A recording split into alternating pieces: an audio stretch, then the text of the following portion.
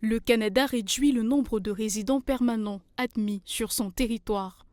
Le Premier ministre Justin Trudeau a annoncé une baisse de 20% prévue d'ici 2027. Une décision qui pourrait particulièrement affecter les immigrés africains qui constituent une part importante des nouveaux arrivants. Alors, on fait quelque chose de gros. On réduit le nombre d'immigrants qui vont entrer au Canada au cours des 3 prochaines années.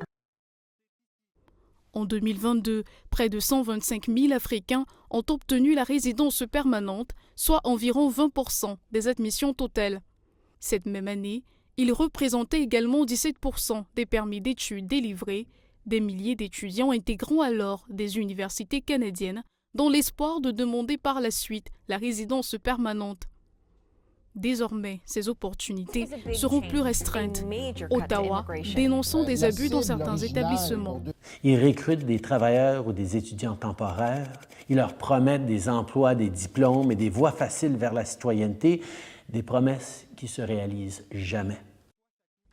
Par ailleurs, 2 ans plus tôt, plus de 50 000 travailleurs africains avaient obtenu des permis temporaires, souvent une porte d'entrée vers une installation durable.